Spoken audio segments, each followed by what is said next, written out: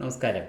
രാമായണത്തിലെ ജ്ഞാനശകലങ്ങൾ ഈ പ്രഭാഷണ പരമ്പരയുടെ 309 ലക്കത്തിലേക്ക് എല്ലാവർക്കും സ്വാഗതം. രാമായണത്തിൻ്റെ ഫലശ്രുതി ആണ് ഈ ലക്കത്തിൽ പറയുന്നത്. അതുകൊണ്ട് തന്നെ അങ്ങേയറ്റം പ്രാധാന്യമേറിയതാണ്. മാത്രമല്ല രാമായണത്തിലെ ഏറ്റവും അവസാനത്തെ അധ്യായവുമാണ് ഇത്. രാമായണം ഭക്തിപൂർവം പഠിക്കുകയും പറയുകയും കേൾക്കുകയും ഒക്കെ ചെയ്യുന്നവർക്ക് എന്താണ് അതിൻ്റെ ഫലമായി ലഭിക്കുക?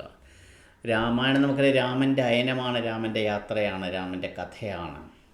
അപ്പോൾ രാമകഥ പറയുന്നത് കൊണ്ട്, കേൾക്കുന്നത് കൊണ്ട്, ചിന്തിക്കുന്നത് കൊണ്ട്, വായിക്കുന്നത് കൊണ്ട്, പഠിക്കുന്നത് കൊണ്ട് എന്താണ് പ്രയോജനം? ഒന്നാമത്തെ കാര്യം, അത് മോക്ഷദായകമാണ്, മോക്ഷത്തിലേക്ക് നമ്മളെ നയിക്കും എന്നുള്ളതാണ്. രാമൻ്റെ കഥയല്ല, രാമൻ്റെ നാമം തന്നെ ജപിച്ചാൽ തന്നെ മോക്ഷം കിട്ടുമെന്നാണല്ലോ വിഷ്ണു സഹസ്രനാമത്തിൽ നമുക്കറിയാം. ശ്രീരാമ രാമ രാമേതി രമേ രാമേ മനോരമേ സഹസ്രനാമ തത്തുല്യം രാമനാമ വരാനനെ. അതായത് സഹസ്രനാമം, 1000 നാമങ്ങൾക്ക് തുല്യമാണ് രാമ എന്നുള്ള ആ ഒരൊറ്റ പദം തന്നെ. അപ്പോൾ പിന്നെ രാമൻ്റെ കഥ മുഴുവൻ പറഞ്ഞാലത്തെ കാര്യം പ്രത്യേകം പറയേണ്ടതില്ല. മോക്ഷദായകമാണ്, മൈത്രീകരമാണ്, എല്ലാവരുമായി മൈത്രി, സ്നേഹം, സാഹോദര്യം, സഹകരണം, സഹവർത്തിത്വമൊക്കെ ഊട്ടി ഉറപ്പിക്കുന്ന അനുഭവങ്ങളാണ് രാമായണത്തിൻ്റെ ഫലശ്രുതിയായിട്ട് ആൾക്കാർക്ക് ലഭിക്കുന്നതെന്ന് പറയുന്നു.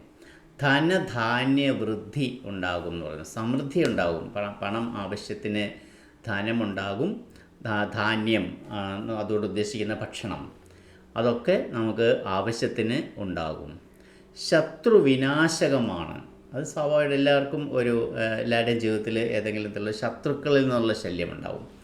ഏതെങ്കിലും രീതിയിലുള്ള ഉപദ്രവവും ബുദ്ധിമുട്ടൊക്കെ മറ്റ് ചില വ്യക്തികളിൽ നിന്നൊക്കെ ഉണ്ടാകുന്ന അനുഭവങ്ങൾ എല്ലാവർക്കും ഉണ്ട്. അതുകൊണ്ടാണ് ശത്രു എന്ന് പറയുന്നത്. അപ്പം ശത്രുവിനാശകം എന്ന് ശത്രുവിനെ നശിപ്പിക്കും എന്നുള്ള അർത്ഥത്തിലല്ല, ആ ശത്രുവിൻ്റെ പ്രയോഗങ്ങളിൽ നിന്ന്, പ്രവൃത്തികളിൽ നിന്ന് നമ്മളെ രക്ഷിക്കും, അതാണ് ഉദ്ദേശിക്കുന്നത്. അതുപോലെ ആയുരാരോഗ്യവർദ്ധകം, ആയുസ്സും ആരോഗ്യവും വർദ്ധിക്കും ഒരു രാമഭക്തന്. സൗഖ്യപ്രദം, വളരെ സൗഖ്യമുണ്ടാവും, എപ്പോഴും നല്ല സുഖകരമായിട്ടുള്ള അവസ്ഥ ഉണ്ടാവും. സകലാഭീഷ്ട സാധകം, അഭീഷ്ടം, എല്ലാ അഭീഷ്ടങ്ങളും, സകല അഭീഷ്ടങ്ങളും സാധിക്കും, അതാണ് സകലാഭീഷ്ട സാധകം. പിന്നെ മഹാപാതകങ്ങളിൽ നിന്നും മുക്തി. സ്വാഭാവികമായിട്ട് നമ്മളെല്ലാം സാധാരണ മനുഷ്യരാണ്, അറിഞ്ഞും അറിയാതെയും പല പാതകങ്ങളും, പല തെറ്റുകളും കുറ്റങ്ങളും ഒക്കെ ചെയ്യുന്ന മനുഷ്യർ തന്നെയാണ്. ഞാനും നിങ്ങളും, നമ്മളെല്ലാവരും തന്നെ ജീവിതത്തിൽ പല സന്ദർഭങ്ങളിൽ പലപ്പോഴുമായിട്ട് അങ്ങനത്തെ അനുഭവങ്ങളിൽ കൂടെയൊക്കെ നമ്മൾ കടന്നു പോകേണ്ടി വന്നിട്ടുണ്ട്. അതുകൊണ്ടൊക്കെ ഉള്ള പാപങ്ങളിൽ നിന്നും നമുക്ക് മുക്തി ലഭിക്കും രാമകഥ പറയുകയും ചിന്തിക്കുകയും വായിക്കുകയും കേൾക്കുകയും പഠിക്കുകയും ചെയ്യുമ്പോൾ. ധനം ആഗ്രഹിക്കുന്നവർക്ക് ധനം, ചിലപ്പോൾ നമുക്ക് സാമ്പത്തികമായ ബുദ്ധിമുട്ട് വരുമെന്നുണ്ടെങ്കിൽ പലരുടെയും ജീവിതത്തിൽ അങ്ങനെ സംഭവിക്കാറുണ്ട്, ഇല്ലേ? അപ്പം സാമ്പത്തികമായ ബുദ്ധിമുട്ടുള്ളവർക്ക് ആ ബുദ്ധിമുട്ടിൽ നിന്ന് മോചനം ലഭിക്കാനും ഇത് വളരെയധികം നല്ലതാണ്. പുത്രനെ ആഗ്രഹിക്കുന്നവർക്ക് സൽപുത്രൻ എന്നാണ് പറയുന്നത്. സന്താന ലബ്ധി ഉണ്ടാകും, സന്താന സൗഭാഗ്യം ഉണ്ടാകും. നമുക്ക് മക്കളില്ലാതെ വിഷമിക്കുന്നവരാണെങ്കിൽ അവർക്ക് മക്കളുണ്ടാകും, നല്ല സന്താനങ്ങൾ ഉണ്ടാകും. അതുപോലെ വിദ്യാഭിലാഷി മഹാജ്ഞാനിയാകും. എനിക്ക് കൂടുതൽ അറിവ് വേണം, കൂടുതൽ വിദ്യ നേടണം എന്നൊക്കെ ആഗ്രഹമുള്ളവർ ആ രംഗത്ത് വളരെയധികം പുരോഗമിക്കുകയും വലിയ ജ്ഞാനികളായി, പണ്ഡിതന്മാരായി മാറുകയും ചെയ്യും. സന്താന സ്വഭാവവുമായി ബന്ധപ്പെട്ട് മറ്റൊരു കാര്യം പറയുന്നുണ്ട്. അധ്യാത്മ രാമായണം വന്ധ്യയായ ഒരു യുവതി കേൾക്കാനിടയായാൽ സന്തതിയെ ലഭിക്കും എന്ന് പറയുന്നുണ്ട്. അപ്പോൾ ചില സ്ത്രീകൾ ഉണ്ട്, ഇങ്ങനെ മക്കളുണ്ടാകാത്ത ദുഃഖവും പേറി നടക്കുന്ന സ്ത്രീകളുണ്ട്. അവർ അധ്യാത്മ രാമായണം വായിക്കുകയും കേൾക്കുകയൊക്കെ ചെയ്യുകയാണെന്നുണ്ടെങ്കിൽ അവർക്ക് സന്തതിയെ ലഭിക്കും എന്ന് പ്രത്യേകം പറയുന്നു.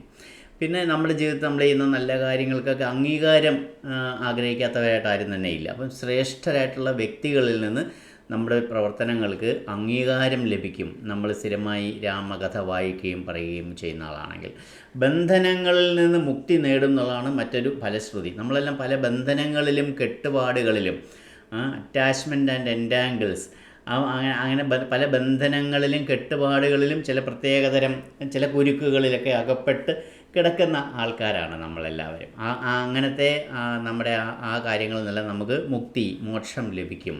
ദരിദ്രൻ സമ്പന്നനാകും എന്ന് ഒരു ഫലശ്രുതി പറയുന്നുണ്ട്. സാമ്പത്തികമായി ബുദ്ധിമുട്ടുള്ളവരാണെങ്കിൽ കഴിവുള്ളവരാകും, സാമ്പത്തികമായി കഴിവുള്ളവരാകും.